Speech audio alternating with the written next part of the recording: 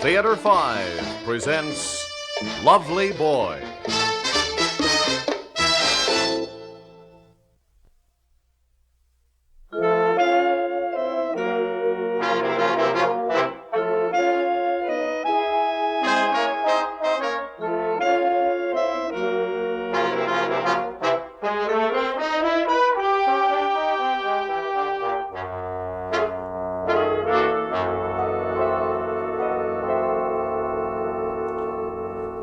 So I told him off good, Margie. Billing is my department, Mr. Scammell, I says, and I don't want none of them efficiency guys bollocksing things up. Good for you, Pete.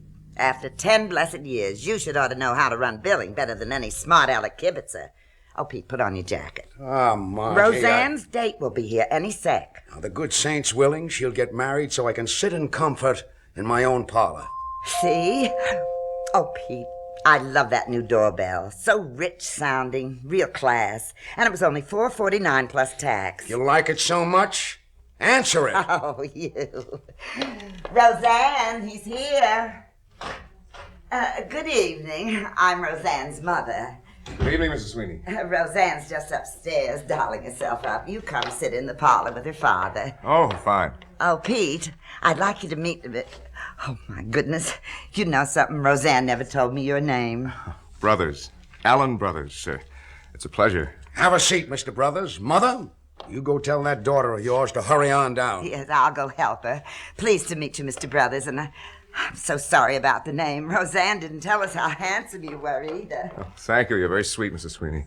Like Roseanne. Well, sir, Brothers, care to have a cigar? Oh, no, thank you, sir. That smells like a fine cigar, but unfortunately I don't smoke. A little nip, perhaps? No, thank you, sir. Not before I drive. No bad habits, huh? Oh, I drink, sir. Socially, but no more. Roseanne tells me that you're an officer in an electric company. Why, yes. Ireland Light and Power. Been with them for years. Started reading meters. Worked my way up. Oh, ILP is a fine company. And I ought to know. I'm on the street. Come again? Wall Street. A financial house. Oh, ILP is one of the best, sir. Fantastic profit ratio. Excellent growth potential, progressive management. Oh, you should be proud. Oh, I am. You're in the stock market, Mr. Brothers? With a financial house.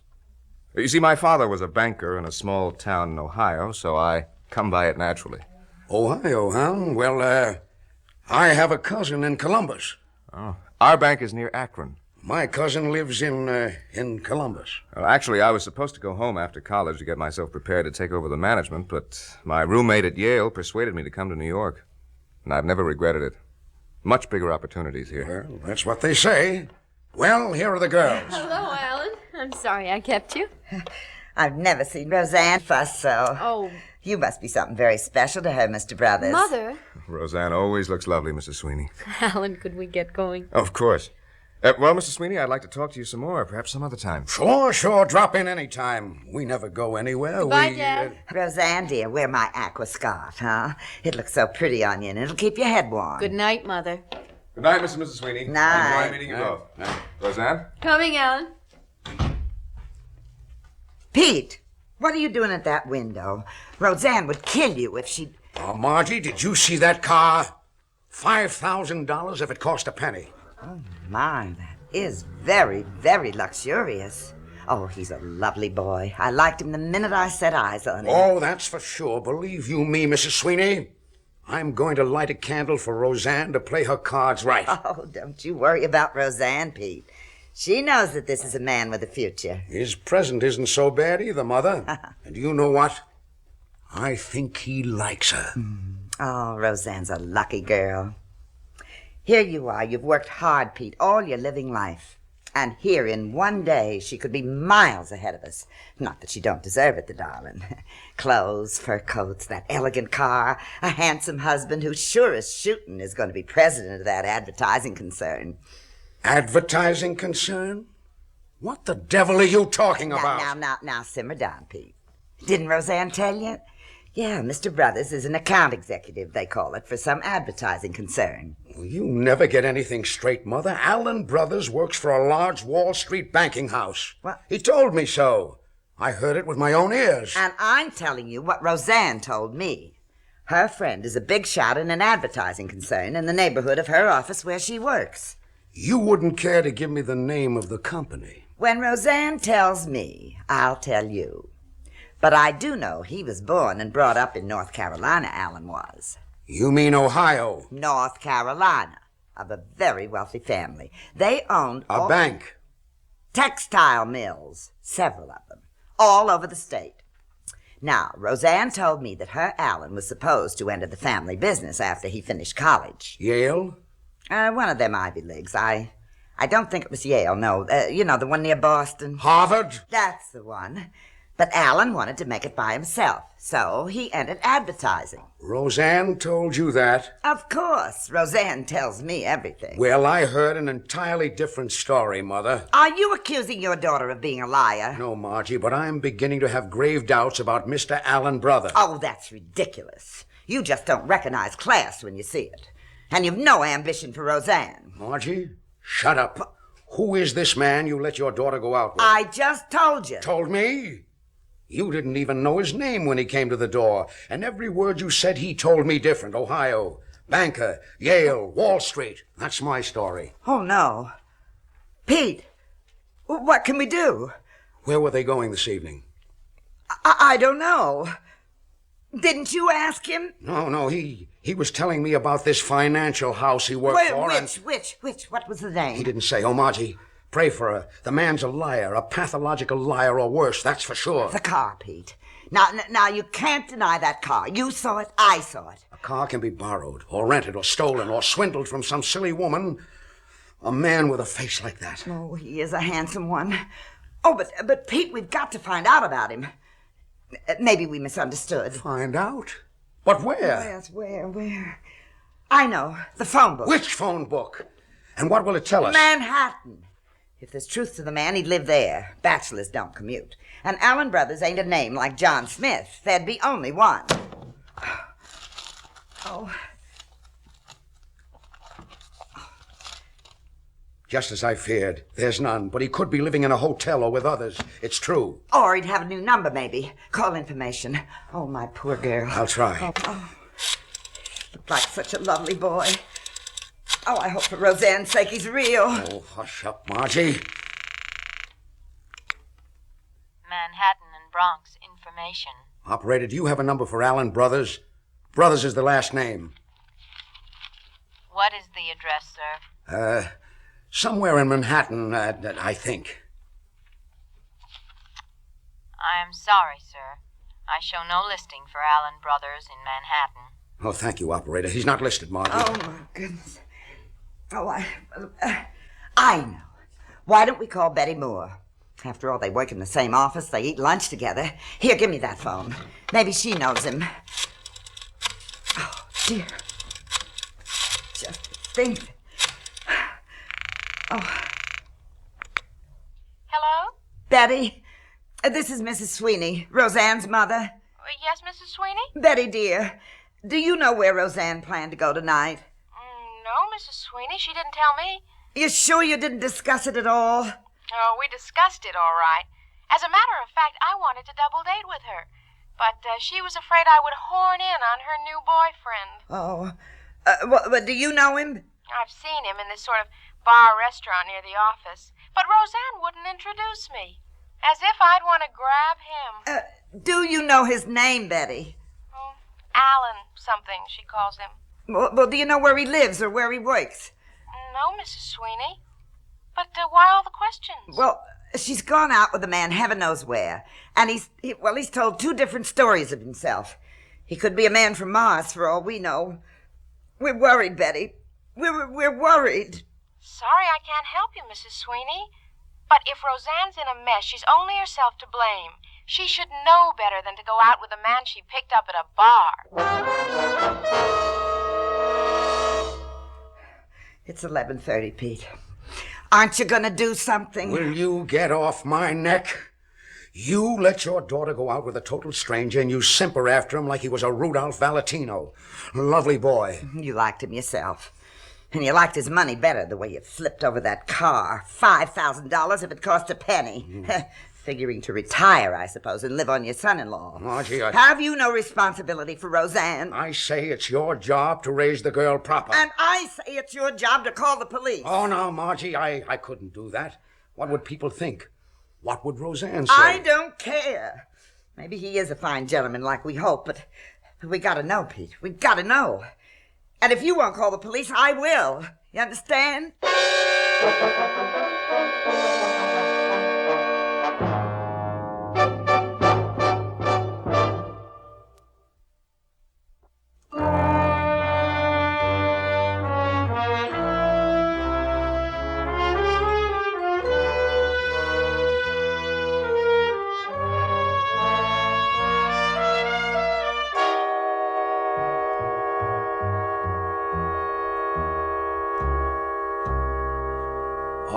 All right, I'll call the police. Well, I should think you would.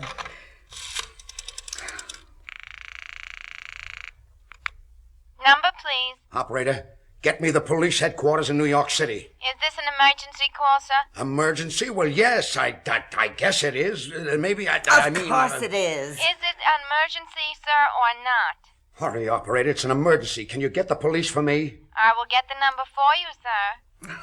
Why can't you get a simple number? New York City Police Department, Sergeant Gorman. Sergeant, my name is Sweeney.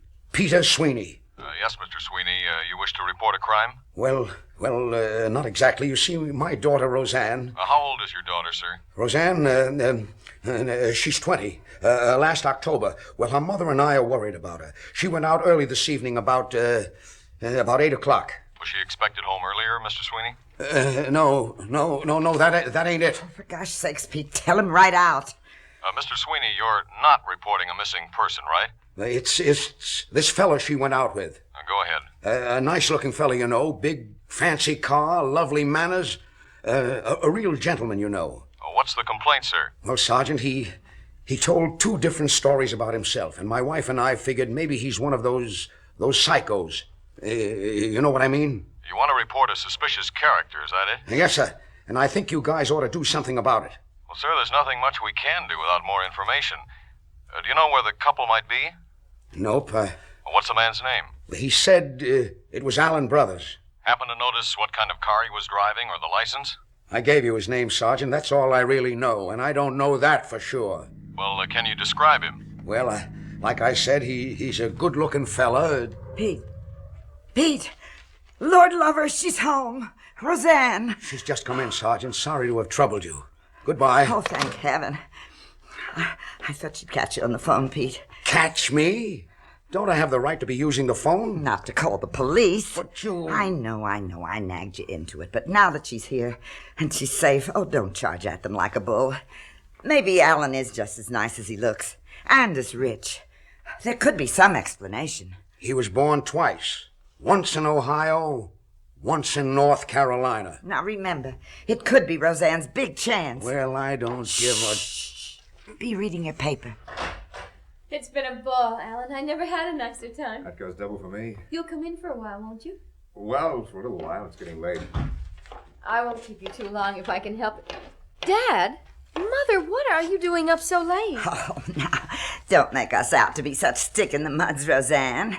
We married folks have a good time, too, don't we, Father? We did this evening. We told each other stories. Won't you sit down, Alan? Oh, you don't mind if I call you Alan, do you? Not at all. I mean, I'll just stay for a little while. I like a good night's sleep. So do I, Mr. Brothers. I like to dream. I didn't know that, Dad. Well, I just found out recently. In your dreams, you meet a nicer class of people. Present company accepted, of course. Well, did you have a nice evening, folks? Alan took me for a ride. That's what we thought. It was such a lovely evening, and you have such a nice car. Thank you, but it was the company that made the evening. Aren't you the flatterer, though? Tell me, Mr. Brothers, have you had that car of yours a long time? Well, no, sir, not too long. Why do you ask? Just wondering. Mr. Sweetie is always interested in cars, Alan. They tell a lot about a person, I always say. But it has to be his own car, not borrowed or stolen. You know what I mean. You follow me? Not completely, sir. It's not important, Alan. Oh, sometimes it's very important, Roseanne. You meet a stranger, you like him or her, but you don't know anything about him really, or her, and you don't know anything about the family, where the friend comes from. You don't know where he or she lives. So you have to use the brains goodness gave you to judge the character of the person. Cars, clothes, it all adds up Dad, please. This isn't the time for a lecture. No, I don't mind, Roseanne. Pete, I think I'll be going up to bed. You'll come along soon? When I'm ready. Mr. Brothers, you seem to like my daughter very much. Father! Oh, I do, sir. She's a very attractive young lady. Well, then, would you mind repeating what we were discussing earlier this evening? I don't remember what we were discussing earlier this evening, sir. Father, please stop it. Oh, I think you do, and surely you'd like to tell the same things to Roseanne. There's nothing in it a man wouldn't be proud to say, if it was the truth. No. No, I will not have it. Father, I won't have you interfering with my friends. Ever since we came in this evening, you've been hinting and cross-examining like a prosecuting attorney. You pick up a man in a bar, someone has to find out who he is. Even your best friend didn't know. My best friend? Who are you talking about? Betty Moore. You called Betty to check on me? On your friend here. How dare you? Oh, Roseanne, dear, don't you understand? We have Well, to... get this straight, both of you. I am 20 years old, and my social life is my own business. I'll go out with whom I please at any time of the day or night. Check on me.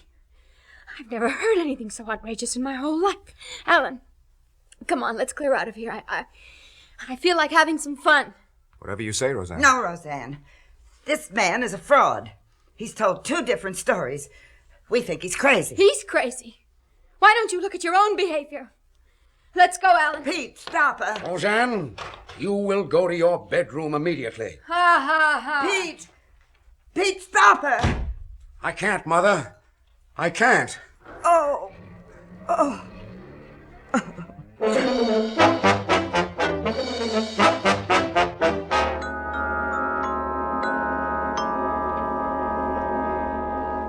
Margie, it's almost 3 o'clock. Go on off to sleep. I can't, Pete. Every time I lay down, I get to thinking there must be something we did that was wrong for her to curse us. No, Mother, we tried our best. It's the times, but don't you worry your head. Roseanne's a good girl. She'll get over her mad, and all she'll have lost is a few hours' sleep. No, I'm worried for you, Pete. You take things so hard. And you got your job waiting for you in the morning. Well, I'll just wait up a bit more. Oh, Roseanne has her key. What are you waiting up for? A bell, maybe the door, maybe the phone. I can't decide which. I'll fix you a cup of coffee. No, thanks. Drink, maybe? I've got no stomach for it. I'm sitting here just thinking of Roseanne, a sweet little girl in her communion dress that you made for her. Remember? I'll get it. No, Pete. You answer. I'm afraid. Hello? Papa, it's me. Roseanne? Roseanne, where are you? Downtown somewhere. Way downtown in a phone booth. I don't know. You were right, Papa. He's crazy. He's wild. Roseanne? He tried to kill me, Papa. Roseanne, I'll get help. Where are you? Tell me where you are. Papa, I don't know. He tried to choke me. I jumped out of the car and ran. Where is he? He ran after me. He's just outside. Papa, he's gonna kill me. I know it. Roseanne! Roseanne, where are you? I tell you, I don't know. All I know is that his name isn't Alan Brothers. Roseanne! Roseanne!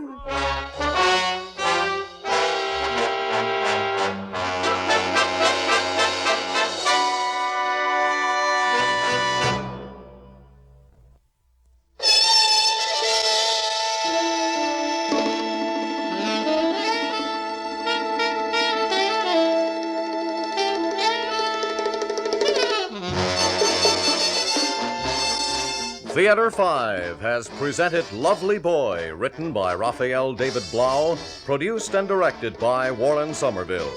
In the cast, David Burns, Betty Garde, Joan Lorring, Ed Zimmerman, and Jimsey Summers. Audio engineers Neil Pultz and Marty Folia. Sound technician Ed Blaney. Script editor Jack C. Wilson.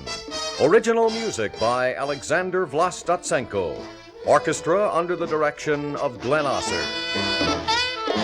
Executive producer for Theater 5, Lee Bowman. We invite your comments. Write to Theater 5, New York 23, New York.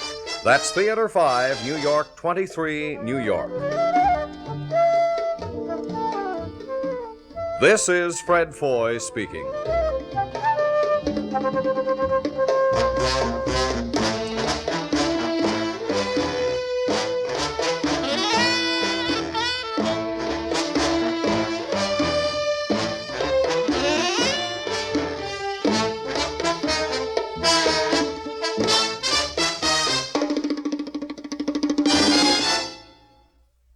This has been an ABC Radio Network production.